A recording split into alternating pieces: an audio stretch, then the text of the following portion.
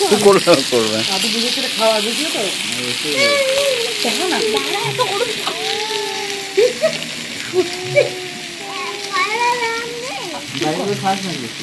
না ফায়ার নেই আমাদের বাড়িতে এইটুকু কি এইটুকু জ্বললে পরে ফায়ার অ্যালার্ম বেজে যাবে।